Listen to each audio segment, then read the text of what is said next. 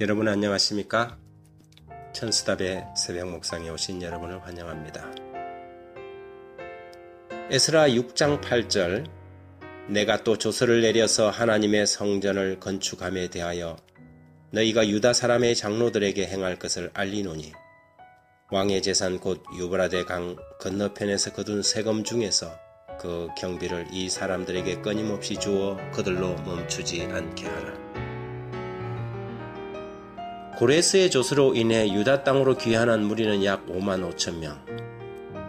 그러나 페르시아 땅에 남아있던 무리들에 비하면 그들은 소수의 남은 무리에 불과했습니다. 어쩌면 70년 세월 그들이 이국 땅에서 일구고 가꾼 삶의 터전을 일순간에 버리고 떠나는 일은 거의 불가능한 것처럼 보였을 것입니다. 그러나 다시 한번 반복된 다리오의 조서는 바벨론 땅에 남아있는 자들에게 보내는 하나님의 자비의 기별이었습니다.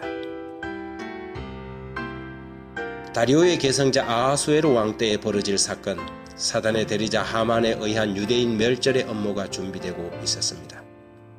선지자 스가랴는 여호와의 말씀에 내가 너를 하늘의 사방 바람같이 흩어지게 하였거니와 바벨론 성에 거하는 시온아 너는 피할지니라. 스가랴 2장 6절에 있는 기별입니다.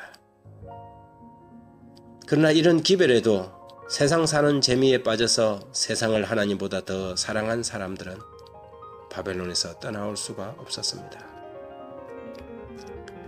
선지자 왕 605페이지에는 에스더 시대의 하나님의 백성에게 이런 시련은 그 시대에 국한된 특별한 경험이 아니다. 세상 끝날까지 여러 시대를 내려다본 계시자는 용이 여자에게 분노하여 돌아가서 그 여자의 남은 자손 곧 하나님의 계명을 지키며 예수의 증거를 가진 자들로 더불어 싸우려고 바다 모래 위에 섰더라고 선포하였다. 오늘날 세상에 살고 있는 어떤 이들은 이 말씀이 성취된 것을 볼 것이다.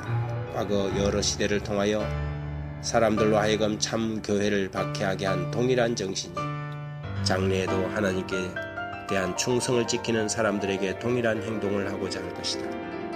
지금도 이 마지막 대쟁투를 위한 준비가 이루어지고 있다. 지혜로운 자들은 시대의 징조를 분별하고 마지막 조서를 눈여겨볼 것이다.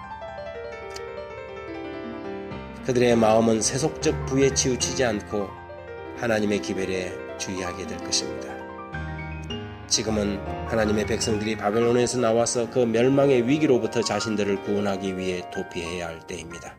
학연, 지연, 해련에 이끌려서 마지막 멸망이 호련히 임할 때까지 주저하는 것은 참으로 위험천만한 일입니다.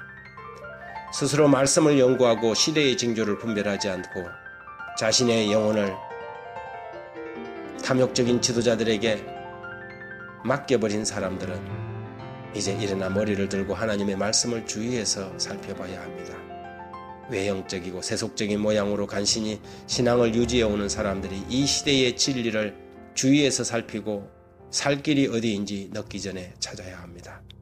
신속하게 마지막 환란의 시기가 다가오고 있기 때문입니다.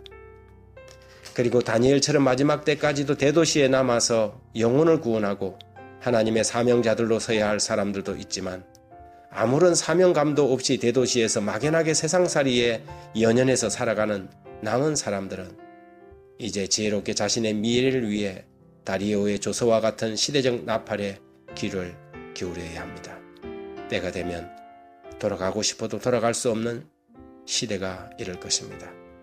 그때에는 지도자들을 원망하고 비난해도 소용이 없을 것입니다. 지혜로운 자들은 자신의 갈 길을 말씀에서 찾고 정언의 기별들을 통하여 발견할 것이기 때문입니다.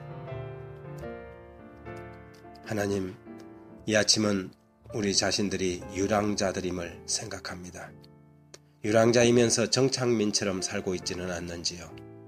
정착민의 무력에 빠져서 마지막 자비의 기별도 거절하고 돌아가라는 메시지도 듣지 못한 채 세상과 경쟁하고 살지는 않는지요. 주님, 저희의 눈을 밝히시고 귀를 열어주셔서 시세를 알고 예언을 분별하는 사람들이 되게 해주십시오.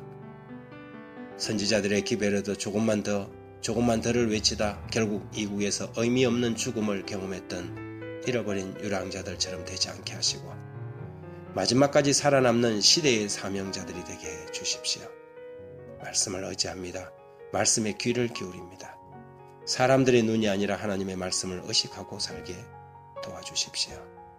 예수님 이름으로 기도드립니다. 아멘.